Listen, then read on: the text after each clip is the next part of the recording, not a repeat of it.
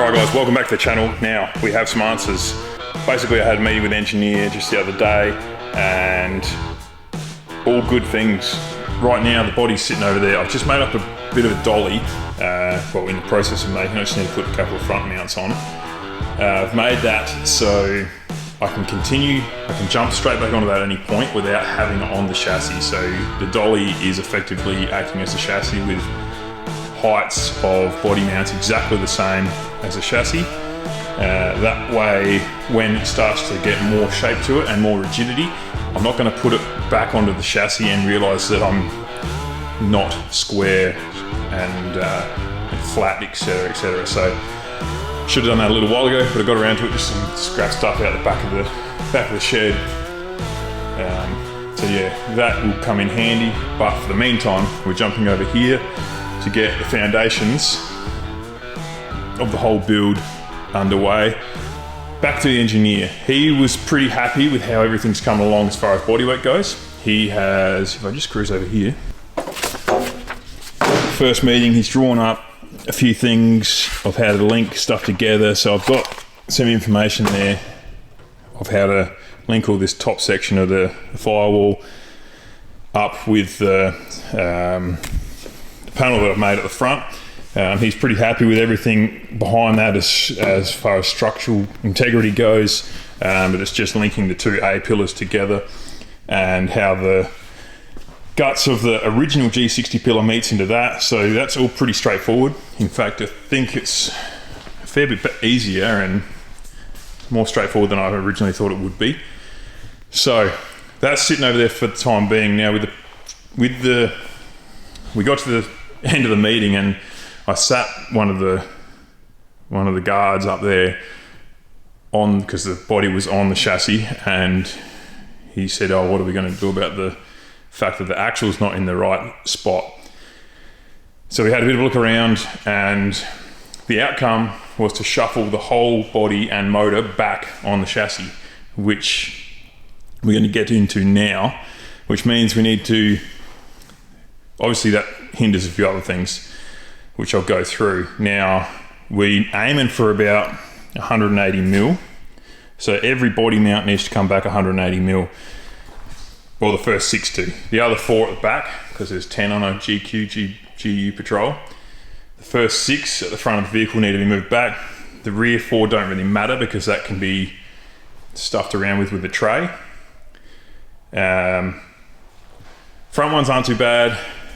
I'm hoping these middle ones, the way they have the offset, I may be able to put this one to that side and vice versa, and then just shuffle them to get my 180 mil. And this one won't be a problem either. Unstitch it, move it back. It will interfere with my long arm mount, but that can just be built in towards it as long as I can get to my bolts, the sliders and whatever. So that will work quite well. Body mounts won't be a problem. Engine mounts also have to go back because the engine has to sit relative to the firewall, master cylinders, all the things. It's just easier if it stays the same distance away as original in the GQ. Problem being, number 1 will be steering column. Now, steering columns can be lengthened and shortened, etc, as long as they stay collapsible, which is all good. I should be able to just get an infill piece that extends it. Steering box obviously has to stay on the chassis where it is, which poses another problem, being radiator, fan and shroud, all that sort of stuff will be the same distance away from each other. So that being pushed back 180 mil, if you go side on here, we're going to have issues with our radiator and shroud, etc, etc. So it may be custom radiator and, you know, fab up an aluminium shroud for it as well, or something like that. So once again, not the end of the world. Also, drive shafts. So rear drive shaft will have to be shortened, which shouldn't be too much of an issue either. In fact, it may be better in some cases as long as this doesn't interfere with that cross member, but I'm sure with the amount of effort and lengths we're going to on this build, if we have to alter that cross member, that won't be an issue. But we still have to alter transmission mount and the 2 body mounts at the front. Once again, unstitch them, move them back. So that's what we're going to get into. We're going to get into setting this up. I'm going to move it over here and jack it up so it's not sitting on springs. It'll just be sitting on stands, so I can get an accurate laser level. I'll jack the front up so I can get these 6 mounts, because they're in the same plane. If I get them all level, I'll work out the difference between those 3 and the 2 front ones, which I'm thinking is about 123 mil to be exact, but that was just off plumb stick and some straight edges. So we'll move it over, jack it up, get some lasers levels, and get it exact.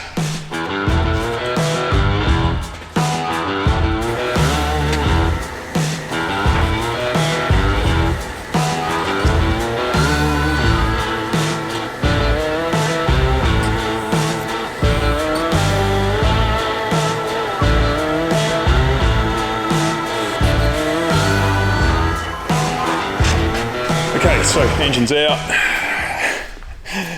All I can say is use proper lifting gear that is rated.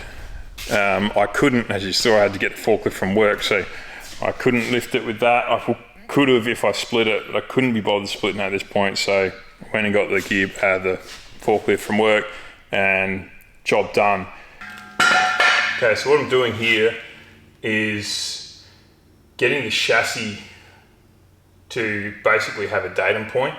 And for me, because the 3 central, well 3 on each side, so 6 central mounts are all sitting in the same plane, I'm going to call that my datum. So then once those 6 mounts are all exactly level, and I'll use a laser for that, so they will be spot on, I'll then get my difference between this mount and the other 6. Now to get this in the ballpark, so I'm jacking that up, because if this isn't on solid ground and it's on springs basically, that's not going to be solid, if that makes any sense. So really I need to do the same in the back here, because if you push that, the level's going up and down. So we need to come up at the back a fraction to get that bubble right, but yeah, I will do this with a laser to get it spot on. Just getting in the ballpark now. So we have marked out front to back measurements. What I've done here is pack this the same, both sides, off the body mount, not the chassis. If you can see, there's actually daylight gap between the chassis rail and the straight edge. And same here. So they are the same measurement, 89 mil from outside, hooked on to the center of mount. And I've taken all my measurements from the outside. It's just easier to hook your tape on rather than button it in. You get a better measurement. So then this will be technically my 2nd row mounts. They are centered and marked on my 3rd row. And then all we have to do is add our 175 mil backwards, because that will push our cab back. I'm just about to grab the laser out, and we will get our heights, and then we can start cutting mounts off and shuffling them back, tack them on.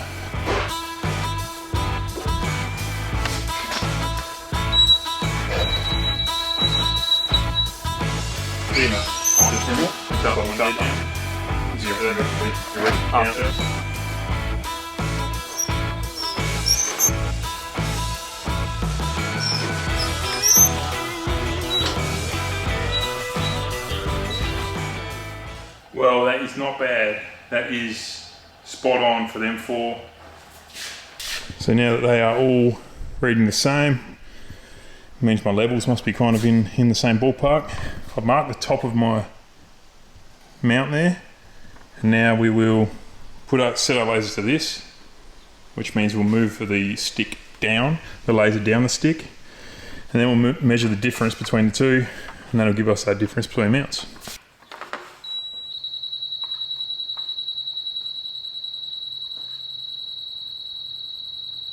I did say it was around about 123 mil, so let's see how good I am. So we're going from where we previously marked up to our line here. Not looking too bad. That's reading 124, so I wasn't too far off it. 1 mil. Because I'm not altering this mount, but that one is the same as that one and that one. That one is now my datum point. So I need to get these two here, the same as that. And then I need to get this one here, 124 millimeters higher than that one. The idea now is to get a center line. I need a center line of my right down the middle of the chassis, center of mounts, and then I can probably mark on one of these straight edges, mark a center line that'll always line up with the string, and then mark my hole centers on there as well. So this will always keep everything square. If you measure both sides exactly, that will mean it's square to the chassis. So yeah, we'll get a string set up. Okay, so I have my center string here, nice and taut. Now I've got this is going to be my measurement stick. Because I've got all my lines here from my original hole centers, because the mounts are still there, I'm going to line that up. Now that will be parallel to that back datum line, datum point. So if I measure from there to there, it will read whatever my measurement was, 2360 or whatever it may be. So now I need to move. I've just marked the center line on this, so that will meet up with my string. So now, and the string's relatively close to the bottom of that, so there's not much room for error. It's just get your eye above it, slide it down. Now, because I'm good front and back, good in the center, all I need to do now is plumb down to get hole center onto here on both sides. Mark that one as row 3. Do the same back here on row 2, and then do the same on the first row as well. So that's center line for string. Over here we have row 1 center line, hole center, row 2 hole center, and row 3 hole center, same over this side. That way it will be exactly the same. Once we've moved everything, we can now unstitch everything. All right, first one of 6 that come off is off. The idea here is not to gouge into the chassis. So you just want to take, if anything, you could probably cut this a little finer, but that first one was really good. Still got good edges. Not on that radius we don't, but I could literally weld that straight back on, like it's between a grinder, cutting disc, and a cold chisel. That's real good. I'll clean that up with a flap disc, once again, not to gouge it into the chassis because it's structural. But if they all come off like that, we'll be enjoying that very much so.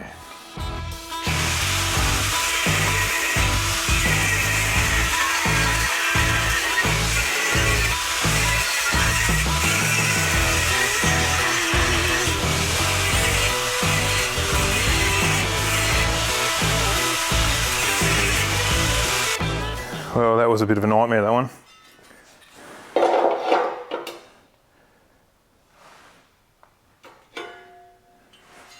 It's just got that mid gusset in there that's hard to get to. You get most of it with a grinder, but the main thing is I haven't hacked at the chassis, so that's still a win. As you saw, body mounts are off. Now they've been unstitched really carefully to not gouge any of the chassis out. I think I said that previous. Rear ones are, just explain this to you. Rear ones are tacked where they need to be. Because the bottom of the body mount, I have one sitting around here somewhere. This is the bottom of the body mount. So it still has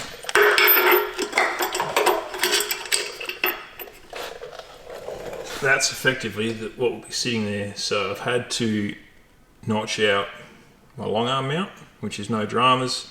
Still got plenty of strength in it, that won't affect that at all. So I'll show you on this side because I've actually done the other side already. I've had to plate this in because this was effectively, well not effectively, it was the passenger side second row mount. So it sat like that over on that side. So I'm spinning them around, and this side of the straight edge here, that is my hole center for body mount. So without getting too fussy right now, it needs to sit there, which means a couple things. That side's good now because I plated that in. That plate's just tacked. Stick that in there. Now this side overhangs.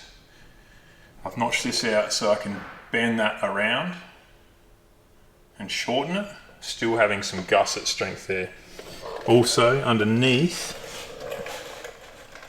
that one is in the middle of nowhere. So I cut that out. This is how it all turns out. Once again, I've tacked it here to make sure the engineer's happy with it and to make sure when I sit the body on it's all sweet, because grinding off them will be a pain in the ass. I've made this fresh gusset.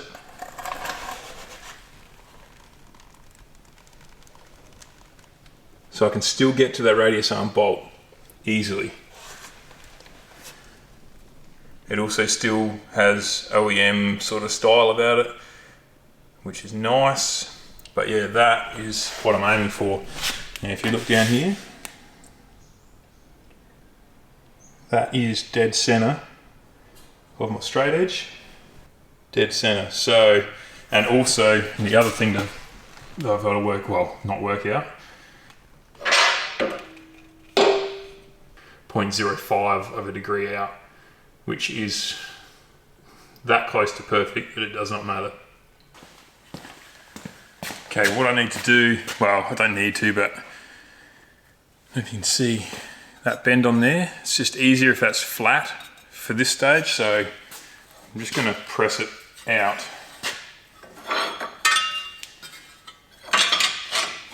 Using the old hydraulic press. It's a 30-ton press, so it's kind of handy with a couple heavy plates. You can sort of press things nice and flat. So that's much nicer to start working with. This needs a fold here, which will fold back in and close that up. So that point there will meet this point here. And then we need a fold here that folds the other way to go against the chassis, which means we need to cut off that section there at a certain point. I'll get measurements from the other one, and then we'll fold this one first and then we'll fold that one second.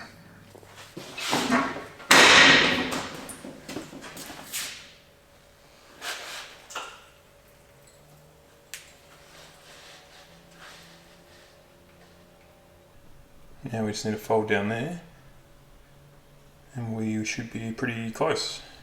Okay, so this is what we're sort of dealing with. This is the end that I've shortened. I've just shown you roughly what was going on. Apologies for the jumping around, because sometimes you just need to get something done, and it takes a long time when you're filming. But yeah, that one is just got to buff off a few bits and pieces. I've had to plate this section in, just TIGged all that up. You'll see why, because if that wasn't there, that's where that wants to sit. If that wasn't there, I would have nothing to run a weld down there. So yeah, we'll just buff a little bit of old coating, old powder coat or whatever was on this chassis, and then we will spray a bit of weld through primer, which is that copper coloured gear that I'm using, and then we'll tack this one on, make sure it's all in square and in line with everything. Okay, so here we are up the front. Last two mounts to do. We need to be 175 back, which is central here. We need to flatten that out so it's in the same plane as that bracket there, that mount. That was obviously sitting on top of the chassis. I'm going to make that up vertical, and then we'll stitch it onto the chassis just on the side. Once again, we'll tack it, get it there and tack it. Same with all of the rest, we've just tacked them because I just want to make sure the engineer's happy with everything.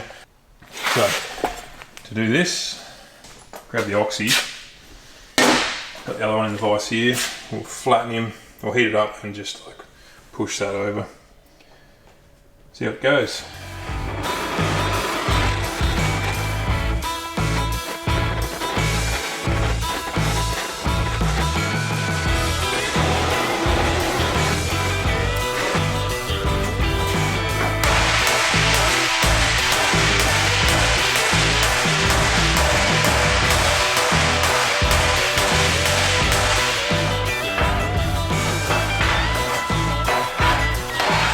Got this plate on the back. This is a factory recovery point or toe point. Now I'm going to get rid of it because that little scribe line there is center of mount. Now if we put the center of mount there, just go rough enough, good enough for now. I'm going to block off that hole, which is the cross member. So I'm going to cut that off. I'm going to replace it with this. I still need that 5mm offset, which is 5mm plate. Still need that 5mm offset because otherwise my spacings will not be correct. So I've marked this out. I'll go over and hold, that's my hole center there, and we'll drill a 54mm hole, which is the same as that. And then we'll TIG right around the inside of that hole and across the top for now, and stitch that plate onto the chassis. And then we can put our mount onto this.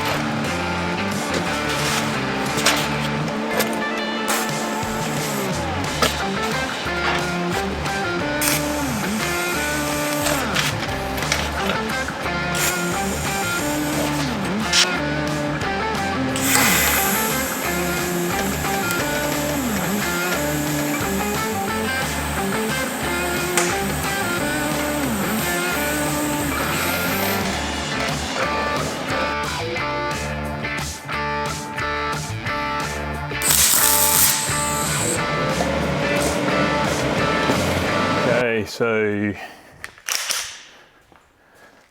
moment of truth really. Every mount is tacked on. Just going to take these shock mounts off, or the shocks and the shock towers off, because they are going to get in the way. That'll have to be remolded inside the engine bay. We'll hoist this baby up.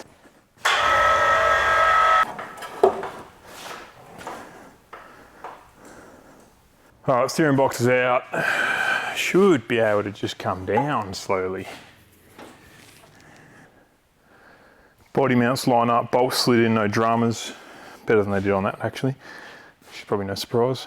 But because we have climbed up the chassis, the chassis rail goes like that.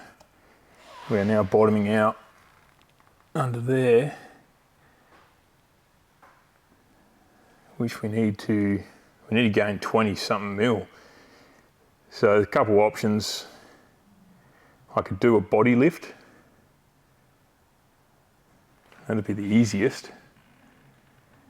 This is a question for the engineer obviously, but yeah. Ooh, she's looking like a big boy car.